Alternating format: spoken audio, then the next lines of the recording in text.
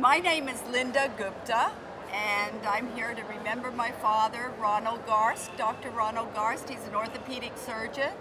Well, from what I remember, he was in India, the war broke out, and his first reaction was that he must come to Bangladesh to try and help the war wounded. So he first arrived here by himself, just coming over to look around and see if there was anything he thought he could do. And he was introduced to the war-wounded Mukti Bahinis, the veterans. And from that time, then he went back to India and established what he wanted to do, resigned from what he was doing in India, and gathered some funds together and came here. The government of Bangladesh gave him these buildings to get started in. And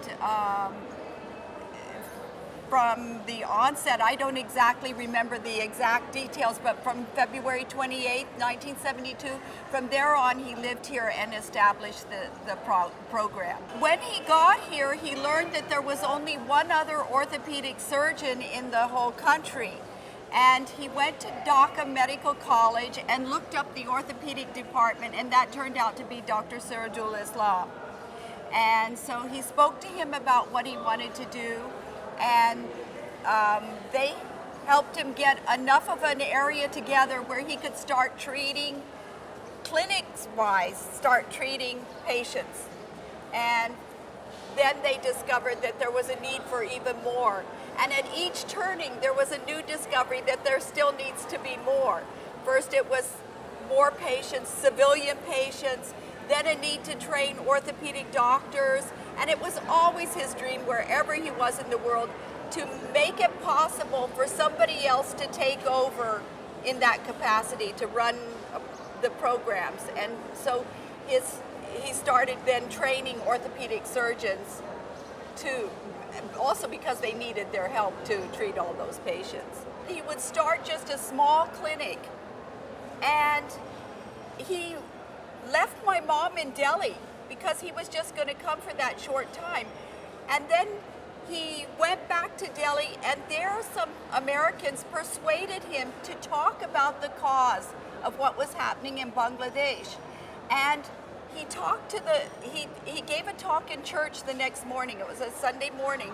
And there and then people stood up and came up to him and said, we will give you this, we will give you that, we will volunteer, we will send 3 volunteers from our organization.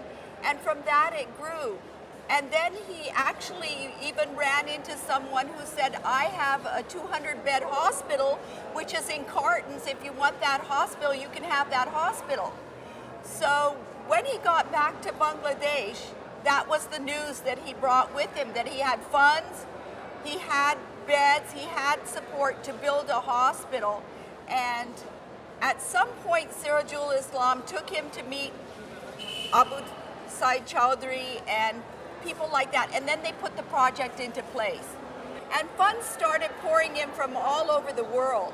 So once the funds started pouring in, he realized at that point that he was thinking too small. It was always my belief that there is no good war. So the injured is what he was really interested in. The humanitarianism, he was not a politician, he was not an activist, so he knew that he could not change the course of time that way. But what he could do was to be a humanitarian. And so his calling was always towards helping the people who were injured. And then when he started seeing that civilians also needed help and support, and the fact that there was only one orthopedic surgeon for this country, that's what really swayed him to organize the hospitals.